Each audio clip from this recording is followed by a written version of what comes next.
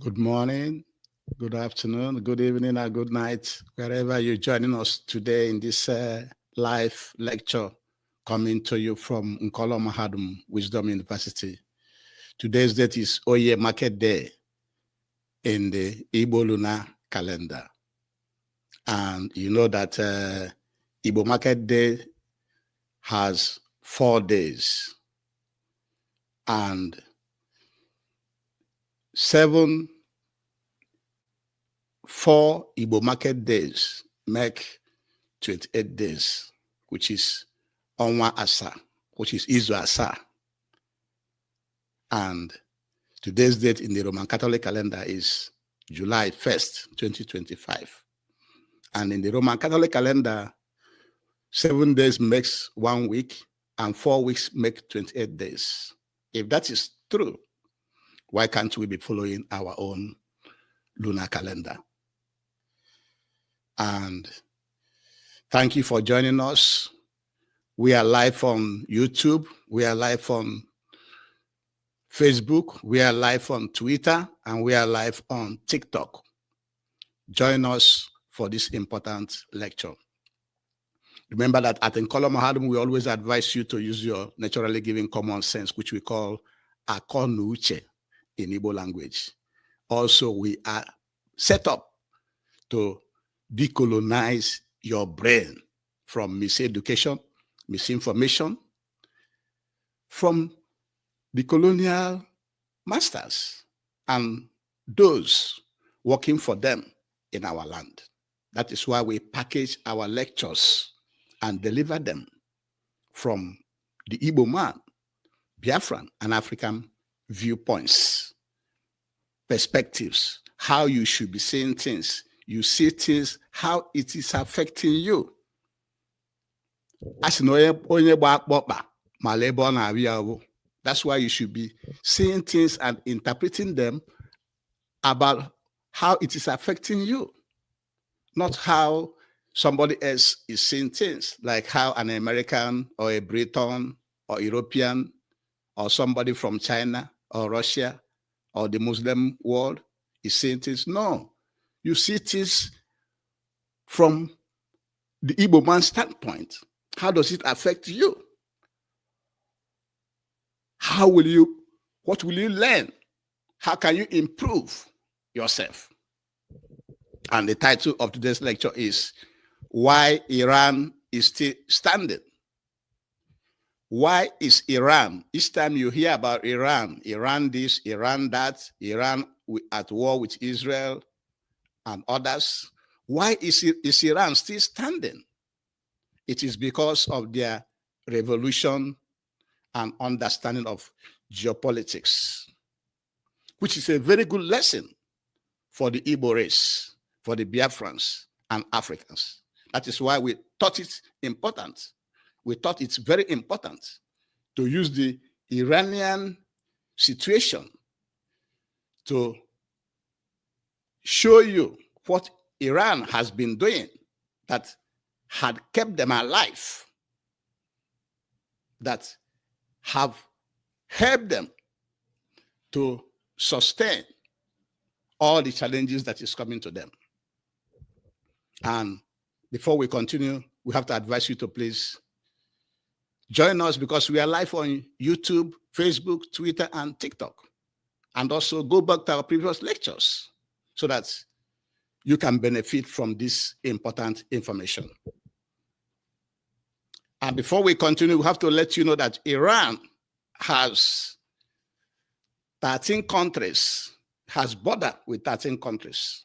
The border of Iran has 13 countries. They have boundaries with 13 countries. On the land, they have boundary with Iraq, Turkey, Azerbaijan, Armenia, Turkmenistan, Afghanistan, and Pakistan. And on the coastline, that is in the riverine area, they have border with Kuwait, Saudi Arabia, Bahrain, Qatar, United Arab Emirates, and Oman. You see, 13 different countries surrounds Iran. as a country. And historically, Iran is a Persian ethnic group, and their language is Farsi, F-A-R-S-I. And you should know that when Prophet Muhammad made Medina his adopted city and Mecca his birthplace, when Muhammad took Medina as his city where he will live to do his work, and his birthplace was in Mecca, that resulted to the Arabian movement, where Muslims, Arabs formed a world movement and then conquered Iran and also Byzantine Empire between 633 to 656 Christian era. So Iran is a Persian ethnic group. They are Persians. So when you hear that somebody is a Persian, is probably from Iran. And their language is Farsi. And then Iran has been dominant since 678 BC. Iran had been existing and very dominant and very visible as far back as 678 BC, before the Christian era. But when Prophet Muhammad made Medina his city and Mecca his birthplace, an Arabian movement, an Arabian Muslim movement was formed, and then they conquered Iran and Byzantine Empire between 633 to 656 CE.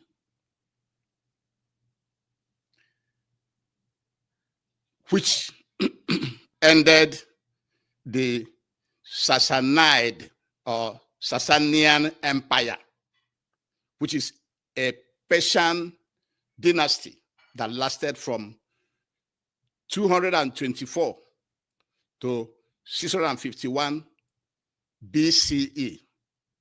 That will tell you that Iran has been existing since time immemorial.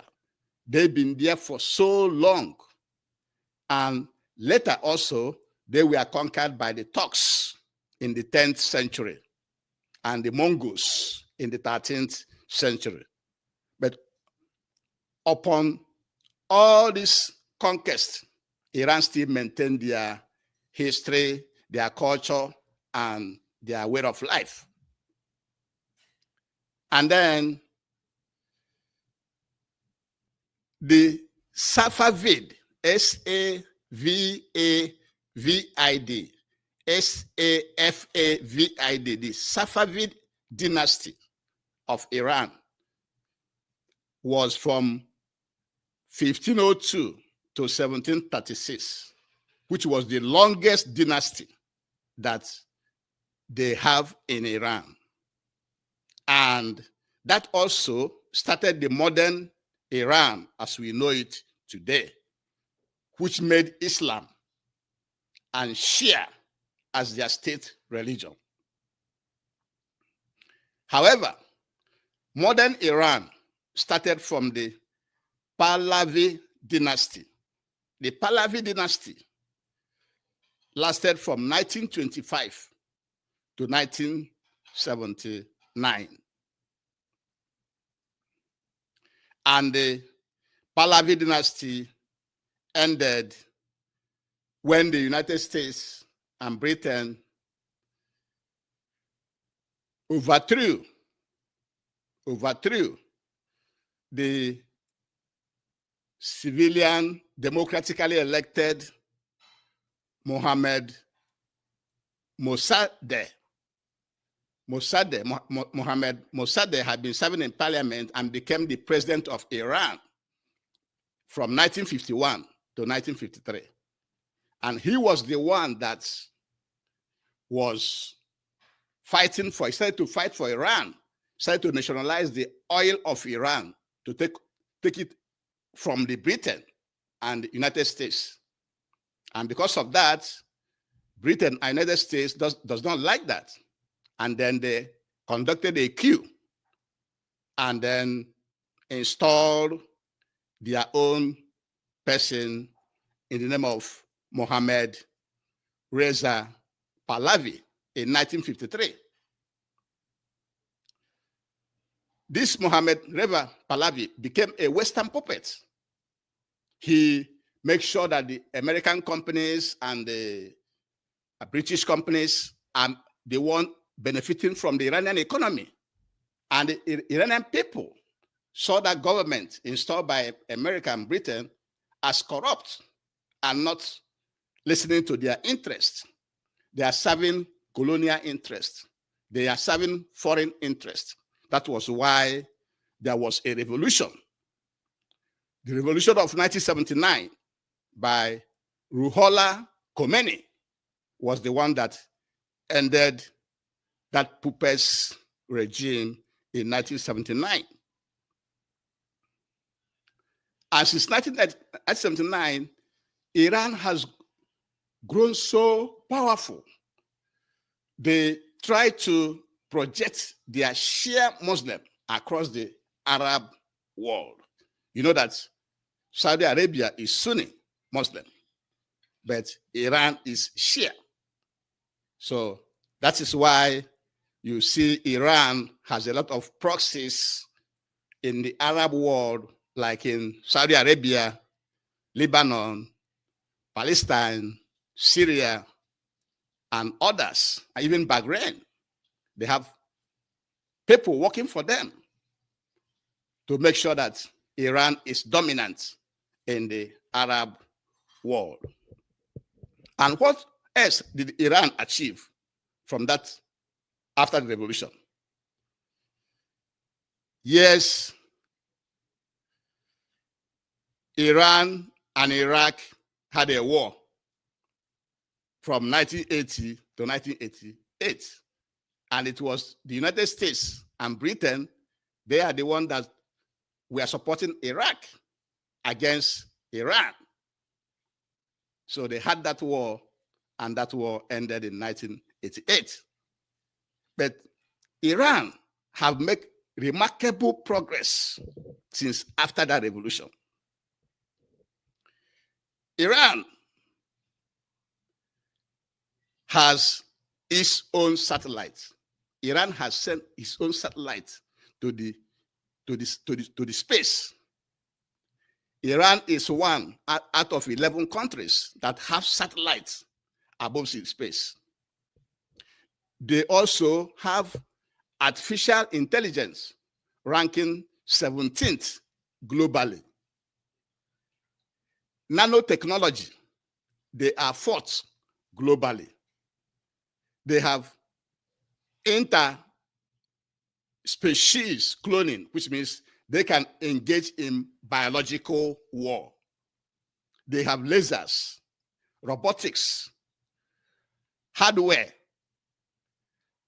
microelectronics, to mention a few. How about food production? By 2007, Iran has attained 96% self-sufficiency in agricultural products. This is very important, that you should know that before you can advance, you have to have agricultural revolution first, where you can be able to be feeding your people. Because without that, you will be a prey to the colonial masters and to your enemies. Other areas Iran have advanced are they now build tanks for war, rockets, bombs, guns, guided missiles, ships, submarines, helicopters, and so on and so forth. You can see that they were even enriching uranium to have nuclear energy for their people. So they have had a lot of advancement. And all these things were being built by the Iranian people. It's not from outsiders. And that is why this lecture is very, very important. And the question is, if this is a good lesson for the Igbo race and for Biafrans and Africans, you should know that you need a revolution to remove any government that is not benefiting the people, that rather is being profited by foreigners only. You should take control of your government when you see that that government is being controlled by foreigners and not paying attention to the needs of the people at home. And then you should be able to have food sufficiency, agricultural food sufficiency all over Africa, all over Biafra land, and all over Igbo land. So that if people can feed well, they can now be able to do other things comfortably. You should try to send your own satellite into space. You cannot be dependent on people to help you to send satellite to space. You should be able to produce some of the things that Iran have produced.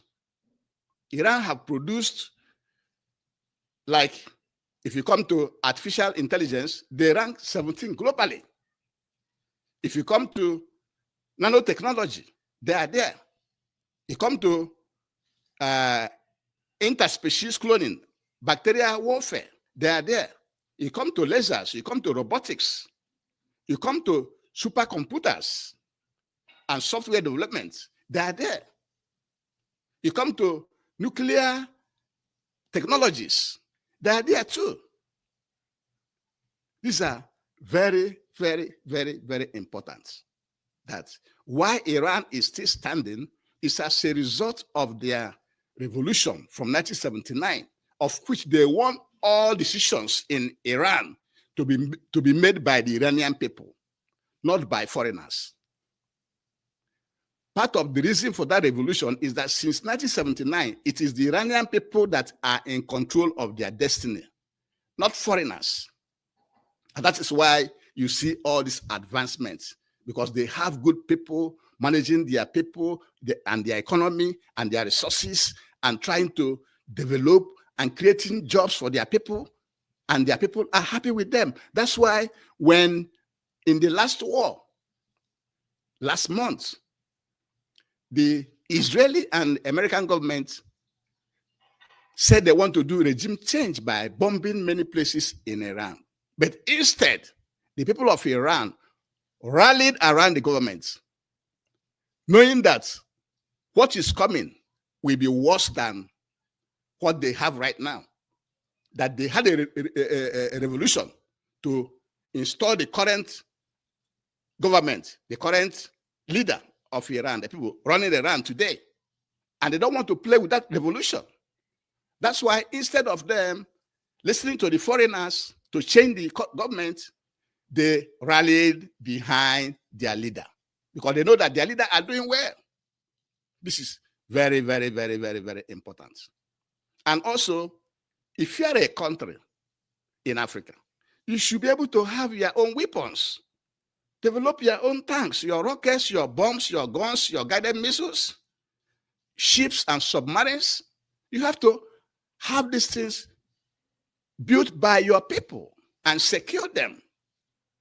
Don't involve foreigners when you are building sensitive projects in our land. Keep it secret, because it is when your people have the expertise to build those things by themselves. There's no need to invite any foreigner, because when you invite the foreigner, it is the foreigner that will go outside and invite others to come and destroy that project, that sensitive project that you have built. So the lesson from Iran is a thing that all people from Igbo land, Biafra land, Africa countries should follow the Iranian footstep. Because as you can see, Iran has boundary with almost 13 countries, which means they can be invaded at any time. And Iran has been one of the oldest countries we have in the world, and they are maintaining their culture, their patience, and their language is Farsi, and they are maintaining it. Upon all the other conquests that have conquered them, they still maintain their culture and identity. And even when others have conquered them, they still maintain their culture and identity and working together. And recently, when the Americans removed one of their presidents, the democratically elected president, Mohammed Mossadegh, because he took away the oil benefits from Britain and America. And the America organized a coup and installed a puppet on the people in the name of Mohammed Reza Pahlavi in 1953. And the people of Iran saw that the government of Mohammed Reza Pahlavi from 1953 was not favorable to the people of Iran, that it was favorable to foreigners. That is part of the reason why they carried out the Iranian Revolution of 1979 by Ruhollah Khomeini. And also the Iranian and the Iraqi war, which also took place between 1980 and 1988. The Iraqis being sponsored by foreigners, by America and Britain and others, so they can get hold of Iranian oil. So since the revolution, Iran have taken control of their oil, of their resources, and have made a lot of advancements in satellites. Out of 11 countries that have satellites, Iran is one of them.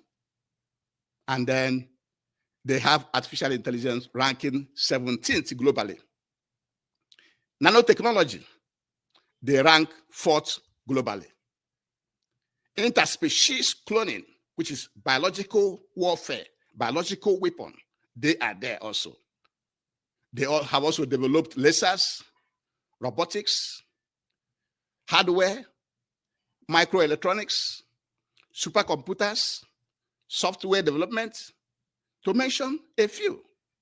And in food production, as at 2007, Iran has already attained 96% self-sufficiency in agricultural production. Because food is the key. When your people can eat, they can be able to do other things without worrying about hunger or any food or something. So agricultural revolution is one of the first revolutions that you should have in order to stabilize your people. And that's what Iran did in 2007. And by now, they will have been almost more than 100% sufficiency in food production. So it is very, very, very important. You come to the arms race, Iran have developed a lot of tanks, rockets, bombs, guided missiles, ships, submarines, to mention a few. And this is why this lecture is very, very, very important. Because Iran also understood geopolitics. Simple definition of geopolitics is divide and rule, divide and conquer. When the foreigners come to your land, they study your differences. They can use tribe, they can use religion, they can use anything to divide you and support one side and take over your land and resources. So that is geopolitics for you. It's divide and rule. Iran understands that. That was why everybody rallied again towards the government during the last encounter with Israel and America. And so, if you are a Biafran, if you are an Igbo man, if you are an African country, Iran's direction, the way Iran has done its things is something to emulate. Something very, very important to emulate. How they removed a government that is not beneficial to the people, that was answerable to foreigners through a revolution of 1979. And since then, they have had consistent advancement. And after that revolution, they became very powerful in the Arab world. They have proxies in Lebanon, in Saudi Arabia, in Bahrain, in Syria, and in Palestine, and some other places. Iran became super powerful in the Arab world. And if you're not powerful, you will be defeated and your resources taken. That is what is going on in the war, even the war between Ukraine and Russia, where the Europeans are backing Ukraine to defeat Russia so they can go into Russia and balkanize Russia and exploit their resources. And anytime a country, a nation, a tribe is defeated, your resources will be balkanized, just like the resources of Biafran people are being balkanized today. We are not the ones controlling our resources. We are not the ones issuing licenses. We are not in control of anything because we are defeated. So you have to have a very strong country to survive in today's world, because always other countries are preying on others for survival. If you're weak, they will prey on you and defeat you and take over your people and your resources and everything you have. And with this, we shall bring it to this lecture to an end. Please share this lecture, like it, comment, and go into all the lectures we have delivered in the past, and you'll be happy you did, because all the lectures we have packaged, you cannot get it anywhere. And we present it from Biafran, from an Igbo man, an African perspectives. How you, an African, should be seeing things. Don't be seeing things from how other cultures are seeing things. No, see things from how it affects you, because that is the world we live in. If you don't know what you are doing, if you are not planning well, if you are not producing, try to be self-sufficient in everything you need in your country, and you are dependent on others, they can use so many ways to get you and destroy you and take over your people and resources, and your name will be sorry. And with this, we shall be bringing today's lecture to an end. Before we do, all Africans must rise up to dismantle all the colonial boundaries in Africa, because that's the sources of all the poverty, all the wars, all the hatred, all the divisions, all the migrations that we are having in our land. And with this, we shall be bringing today's lecture to an end. Thank you very much for joining me today, and have a